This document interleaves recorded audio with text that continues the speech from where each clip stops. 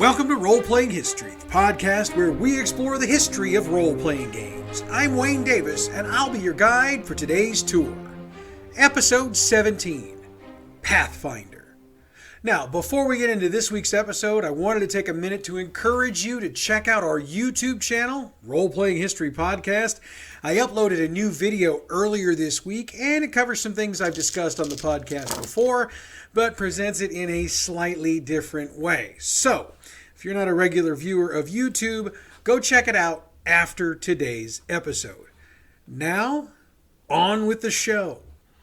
The Pathfinder role-playing game was published by Paizo Publishing in 2009, designed by Jason Bullman. It was designed as an expansion and modification of the system reference document and open game license from Wizards of the Coast for Dungeons & Dragons 3rd Edition. Or, in simpler terms, Pathfinder was created by Paizo to satiate players of 3rd Edition and 3.5 Edition D&D who had no desire to play the just-released 4th Edition and wanted a system that would continue to be supported. Now, there was another reason behind Paizo's decision to create a whole new game, and to understand that, we need to cover a little bit of Paizo's history.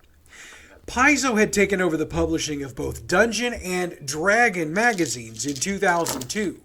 As we've discussed in previous episodes, both of these magazines were focused on D&D.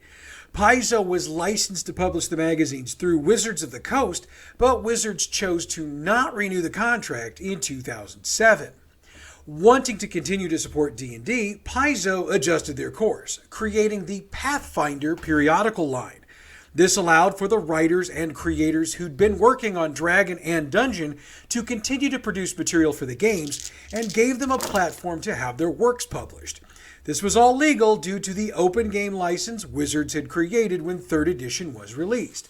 Basically, so long as they didn't make massive structural changes to the game, and so long as they gave Wizards printed credit as the owners of D&D, they were good to go. I mean, obviously there was more to it than that, but for our purposes here, all was copacetic. So, when Wizards announced in August of 2007 that 4th Edition was coming out, some folks at Paizo got a little bit nervous.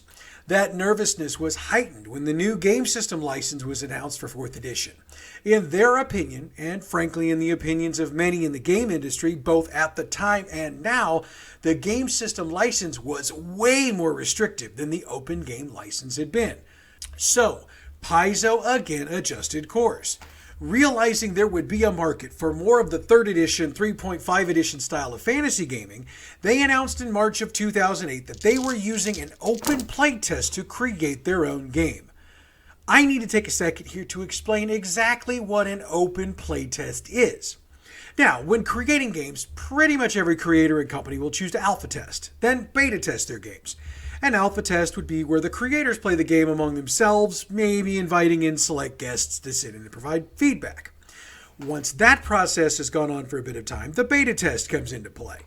The methods of choosing groups for beta testing vary by company, but typically game groups can apply to the companies themselves to request to be a beta test group for the new game.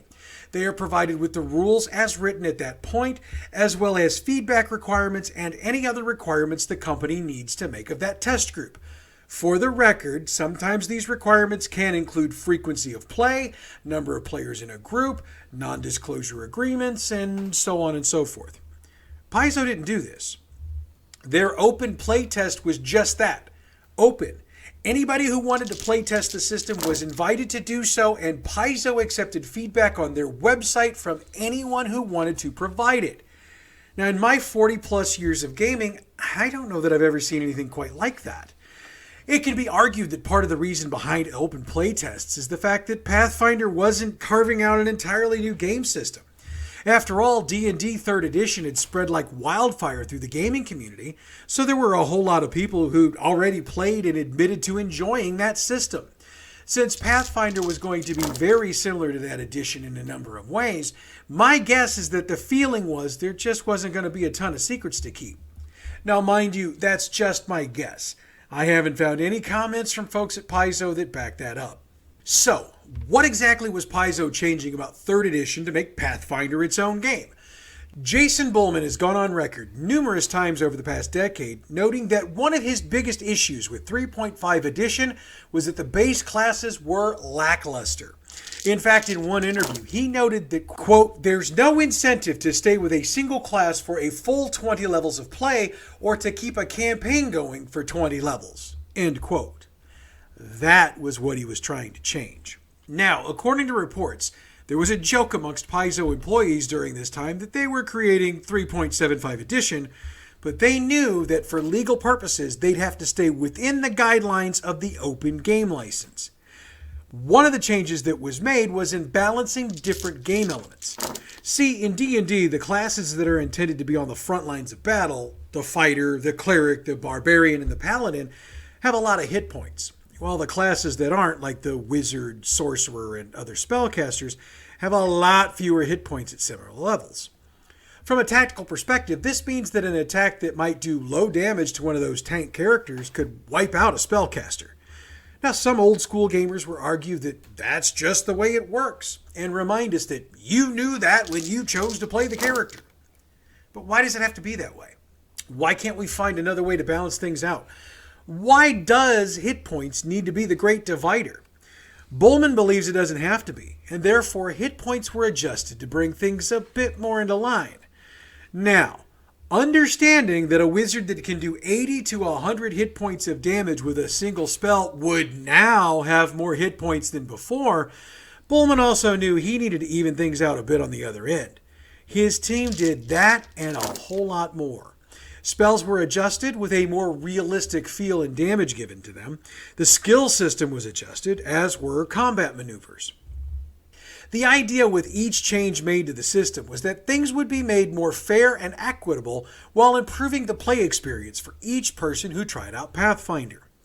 And I would remind you that Pathfinder was created through an open playtest, so it's safe to say that a large majority of these changes were more than likely suggested by folks who played the playtest, or at the very least, they didn't object to the changes that made it into the final version. Of course, if you're creating a game, you need a setting world, and for Pathfinder, that world is called Golarion. Paizo has dropped a ton of supplemental material that really details that world, making it easier for GMs to make Golarion their own. Paizo also took a page from both TSR and from Wizards, creating their own adventure society called the Pathfinder Society. Now, why is this a big thing? Well, TSR and Wizards had, over the years, each had a type of adventuring society that would allow players to bring their characters to society events and play them in games there. The characters were deemed official, and whatever loot they acquired during these sessions were transferable to other games. Now, Jolly Blackburn has poked fun at this concept several times in his Nights at the Dinner Table, specifically pointing out how the difference in GM style could impact the effects that some of these characters could have on a game. And it was a real issue for some folks.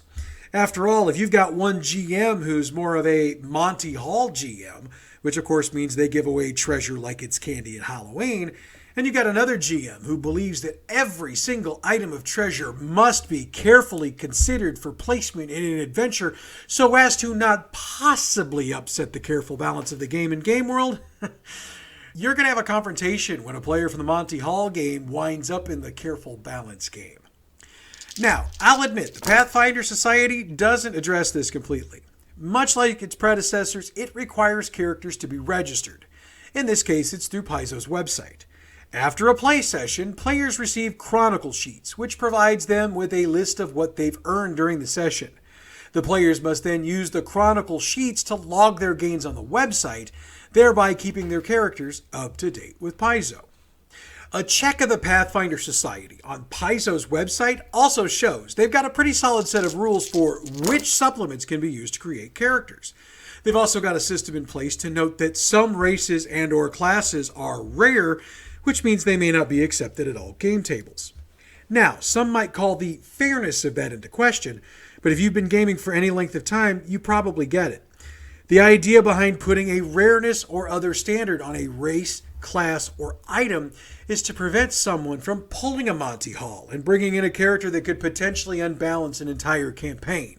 So, in short, it's Paizo working to keep all of its gamers and game masters a little more honest. and I'm okay with that. How was Pathfinder received? Well, you know how we've talked about D&D being the best-selling role-playing game of all time? That's still a true statement. But from the spring of 2011 through the summer of 2014, the best-selling role-playing game in the world was Pathfinder. Yep. Pathfinder was so popular, it outsold D&D 4th edition. Now, one could argue that some of that was also a statement about D&D 4th edition, but still, let's give this game credit where the credit is due. And Pathfinder has gotten credit. The beta release won a Silver ENnie Award at Gen Con 2008 for Best Free Product or Web Enhancement. Paizo also picked up ENnies for Best Publisher and Best Game for Pathfinder. Now, there's a whole lot more to discuss about Pathfinder, and we're going to talk about it right after this.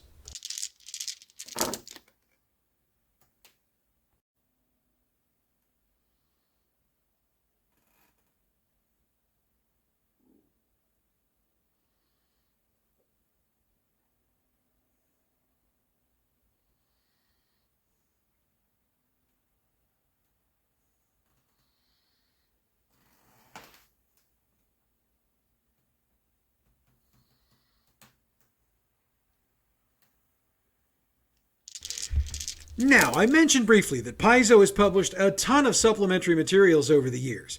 Much as Wizards has done with each of their editions of D&D, Paizo has released bestiary books to describe and introduce a number of monsters to the game, supplements to bring in new classes and races, their Pathfinder Unchained supplement, which brought in variant rules for customizing gameplay, which, by the way, includes new skill and magic item rules, and a book called Mythic Adventures, which provided for play beyond the game's usual 20-level limit. Those are just a few of the supplements. Naming all of them, it would take a little bit longer than I have in the rest of this show. Paizo also published a number of adventure supplements as well, providing GMs with a wide range of adventures to run should they choose not to create their own. And Paizo dropped the Pathfinder Beginner Box, which is a basic version of the Pathfinder game. The idea here, which might sound familiar from another product I've discussed in the past, is to provide a basic set of rules for new players to use to introduce them to the hobby and to the game. Pathfinder also has a line of miniatures and maps for use with their system. Now, Paizo took the possibilities of what could be done with Pathfinder even farther, though. At Gen Con 2013, they licensed a card game, the Pathfinder Adventure Card Game, designed by Mike Selinker of Lone Shark Games. 3 expansions were released before a second edition of the core game was released in May of 2019. Steve Jackson Games released a Pathfinder-themed Munchkin card game in 2013. Paizo published a line of novels called Pathfinder Tales based on the setting. There are more than 30 books in the line, with writers like Dave Gross, Elaine Cunningham, James L. Sutter, and Ed Greenwood among those writing titles in the line. There's also a line of Pathfinder comic books published by Dynamite Entertainment. That also got spin-offs, Pathfinder Goblins and Pathfinder Worldscape. Big Finish Productions produced a series of audio dramas based on the settings. There's also been video games developed. Pathfinder Online, which was intended to be a massively multiplayer online role-playing game, was announced on November 27, 2012 by Paizo and Goblinworks. They announced a Kickstarter to fund creation, and that Kickstarter was quite successful. They began the alpha test in late 2014, then announced early enrollment in July of 2015. After that, everything went to hell. On September 2nd, 2015, Lisa Stevens, who was the acting CEO of Goblinworks and the CEO of Paizo, announced layoffs at Goblinworks. Those layoffs consisted of most of the Pathfinder Online development team. Therefore, that game never advanced beyond early enrollment. On May 17th, 2017, Paizo joined up with Owlcat Games and tried again. They announced Pathfinder Kingmaker. Another successful Kickstarter was completed, but this time a game got released. Pathfinder Kingmaker, which is an RPG in the Infinity Engine feel of game, was released on September 25th, 2018. In February of 2020, Owlcat launched another Kickstarter. This one was intended for a sequel to Kingmaker called Pathfinder Wrath of the Righteous. It alpha tested in April of 2020 and released on September 2nd, 2021. By the way, this game adopts the adventure path Wrath of the Righteous. Now, Paizo has also been willing to play well with other developers. In November of 2020, Paizo joined up with Pinnacle Entertainment Group to release a version of Pathfinder that utilizes Pinnacle's Savage World RPG. It's been announced that the first line of books will include rule books as well as an adventure path called Rise of the Rune Lords. It's a lot of stuff from one edition of the game.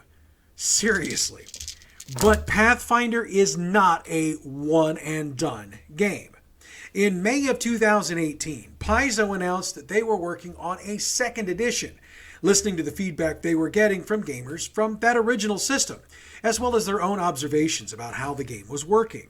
In August of 2018, they published the preliminary rule set, calling it Pathfinder Playtest, and released it so that players could test the rules and provide feedback. Now, personally, I remember when that book hit game stores. I remember looking at it and thinking that it was a hell of a risk, but also a hell of a smart idea at the same time. I thought it was a risk because putting the preliminary rules out there in a printed form for sale could mean that fewer players actually play the game, and therefore you get less feedback. However, I remember that the cost of the rules wasn't the same as the first edition of the rules, so that leads to why I thought it was a smart idea.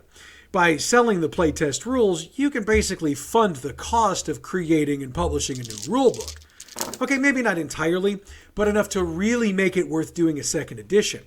And quite frankly, charging for those rule sets also means the only people that are going to pick them up are people that are serious about playtesting. Therefore, you should be getting serious playtest and serious feedback. But hell, it doesn't matter what I think. The playtest went well, and the finished rule set was released on August 1st, 2019. So, what changes did Pathfinder make for the second edition?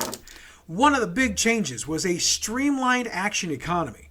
See, in D&D 5th edition, there's a number of things you can do on your turn, but you have to try to remember what's an attack, what's a move, and what's an optional action, and how can I do this, and how... blah. In the new edition of Pathfinder, they have simplified things. Each round, each character can perform up to 3 actions on their turn, as well as a single reaction, either on their turn or on another character's turn. Some of the more basic moves, such as drawing a weapon or attacking, cost an action.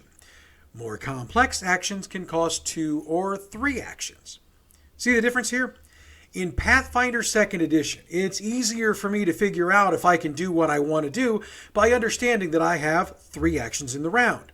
If I want to attack, that automatically uses an action. So if I want to do something else, I have to keep in mind the number of actions it will take.